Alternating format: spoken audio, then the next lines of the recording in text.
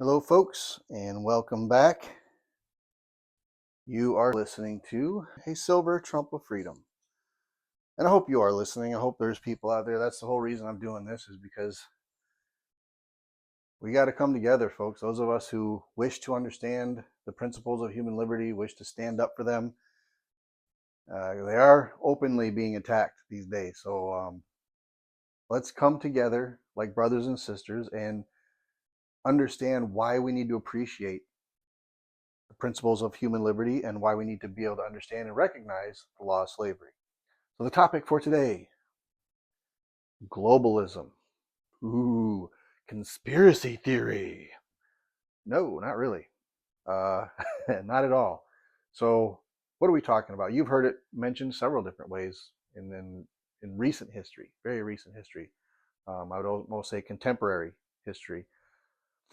But just going from the last few decades, you had George Bush Sr. was at September 11th, 1991, 10 years before something.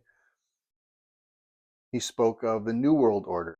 We have before us the opportunity to forge for ourselves and for future generations a new world order, a world where the rule of law, not the law of the jungle, governs the conduct of nations.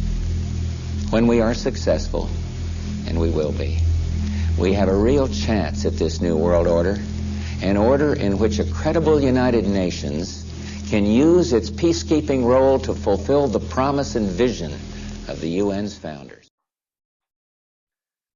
And then a couple years later, George Soros wrote an essay entitled Toward a New World Order.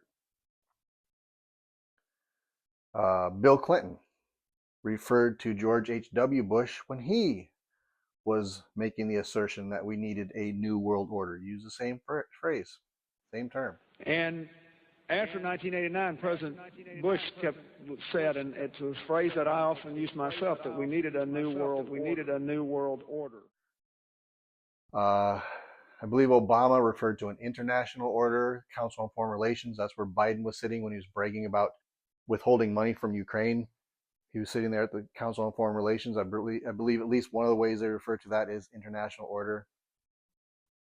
Council on Foreign Relations, by the way, if you're not aware, that is essentially the Royal Institutes of International Affairs from the British Empire operating in the United States. And it was openly eugenic, talking about race relations, how to deal with making sure the preservation of the favored races. That's what they were all about when they were open about it anyway. I don't think they really have changed. Anyway, that's a few from today. More recently, Biden referred to a liberal world order. These are not different world orders. These are all part of the same thing. They all come from the same people, the same elites up at the top. But is that it? Is that where it started? No, not remotely. That's not where it started. We can go back to, John Dewey. You know him, the Dewey Decimal System, right? He spoke of a new world order he called it a world state. World state. That used to be how it was referred to. When he was giving a speech, that, interestingly, it was a speech from 1917. And the same scenario he brought up when he was kind of invoking this world state, how we need this world state.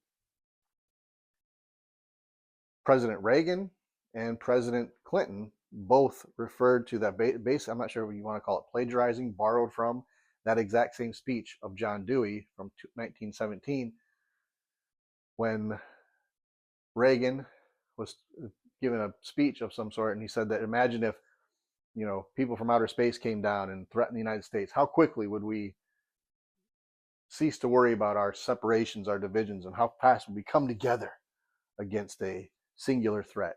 In our obsession with antagonisms of the moment, we often forget how much unites all the members of humanity.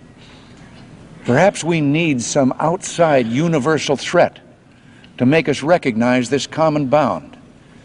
I occasionally think how quickly our differences worldwide would vanish if we were facing an alien threat from outside this world. Same exact thing that Bill Clinton put out there. He was on either the Tonight Show or one of those shows saying the same thing. How quickly we'd come together if aliens came and threatened us, from elsewhere. Maybe the only way to unite this incredibly divided world of ours. They're out there. We better think of how all the differences among people on Earth would seem small if we felt threatened by a space invader. That's the whole theory of independence. You're right. Everybody gets together and makes nice. And this kind of harkens back to what the Club of Rome said when they were speaking of scapegoats. I'm not sure if it was in Limits to Growth or in the first Global Revolution or whatever one of their books that the elites put out. Club of Rome, mind you, that's what spawned the World Economic Forum. So that's where that kind of came from. But they referred to scapegoats. Scapegoats that can be used to be a unifying force, right? Something you're going to scapegoat. They said, and they referred to certain things that could happen from outside the country, from inside the country, or it could be one specifically tailored for a specific purpose. A scapegoat, something, a crisis, as certain people, Emmanuel, what was his name? Rahm Emanuel said, never waste a good crisis. That's along the same line. But again, Club of Rome, big globalist type organization there, a little rich guy club. They're into that. So that's the whole point of this, is trying to find something that you can focus people's attention on and use that scapegoat, that crisis, to mold their public opinion in a predetermined direction. In this case, globalism. Now, like I said, this is not the first time that has been brought up. A lot of people like to say, oh, this is a conspiracy theory. All right. But we have John Dewey, who spoke of a world state, Edward Mandell House, who was a big advisor of Woodrow Wilson's, actually referred to as each other as their alter ego, or that House was Wilson's alter ego. Anyway, House was very instrumental in pushing him in the direction of the Federal Reserve Act.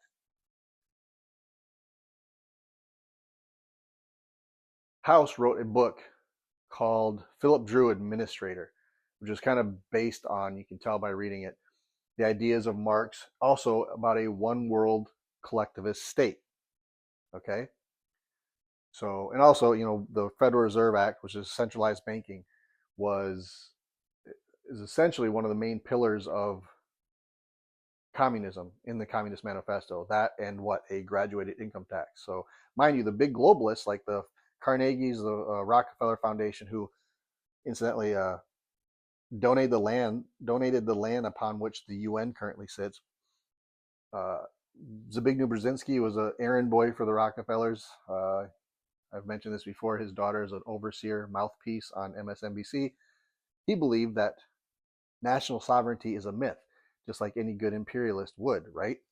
Imperialists don't like national borders. They want to be able to do what they want. That's what he was speaking of in Between Two Ages, where he wrote about smashing cultures together. And then, creating something out of the chaos, essentially. Just a little bit ago, I was talking about the Council on Foreign Relations. Richard Gardner, when writing for the Council on Foreign Relations in 1974, in a piece called The Hard Road to World Order, kind of a precursor to what George Soros put out there in 1993, almost 20 years later. In that piece, Gardner says that we are going to do an end run around national sovereignty, eroding it piece by piece. Think about that. Not telling you, an end run, not coming at it and telling you what they're going to do. Now, let me say it again, and this time think of what we've seen recently with the open border situation in the United States. We are going to do an end run around national sovereignty, eroding it piece by piece. This is what the elites want to do. Okay? Think about that when you think about what has been going on for the past several years up until recently. Okay? It's not accidental. There's a purpose behind it. It is using those people as slaves to an agenda that doesn't care anything about those immigrants. It's a fact. Let's go back a little further in history. So that was 1974. We can go back again to 1935 when Leopold Amory used the phrase New World Order to talk about what his elitist, imperialist, supremacist buddies wanted to accomplish for the future, right? What a conspiracy theorist. But he wasn't, was he? He was just talking about his staunch imperialist, white man's burden followers. And if you haven't read that poem, go and read it, because that is what these people believe. The globalists, the imperialists, that's what they believe. That is all globalism is. It is neo-imperialism, right? Now it's a conglomeration. It's not just the British Empire. It's the interests all involved, because they already have the EU. They're working in regionalism before they get to globalism. This is what they also said. You have to go bit by bit. They start with regionalism. So you have the EU, you have these other, the African Union. They'll use that, and then they can mold them together, or they can put those all together, and then eventually they will have what they referred to in 1935 as a New World Order. Now, what did he say about it? This is one of the important points that you have to understand how people operate, how very powerful people that are deeply ingrained in the power structure to this day, how they operate. What did he say when he was talking about a New World Order? He said that they needed to prepare public opinion for global governance, to prepare public opinion. Now, I've talked about, did a piece on free speech, right? This is mental slavery, the imposition of mental slavery. Also, know this, in order to propagate this message, what did the British Empire use? What do the same interests use today? The Rhodes Scholarships. That's exactly what they were there for, right? To disseminate their propaganda. White man's burden in varying ways to the public. So if you know of a Rhodes Scholar, that's why they were created. That's the whole purpose of the Rhodes Scholarships. And it comes from a man that was also a staunch imperialist, also a supremacist. He said it openly. This is the legacy of globalism. 100%. It has nothing to do with altruism. It has to do everything with propping up the most wealthy interests on the planet, the richest old money interests on the planet. What else do we have? We have H.G. Wells, Fabian Socialist, wrote a couple of books that were really interesting. One called New World Order. Weird, huh? Strange. What a conspiracy theorist. And another called The Open Conspiracy, where they talk about this conspiracy of bringing about this kind of world order, but doing it kind of openly. And there you go.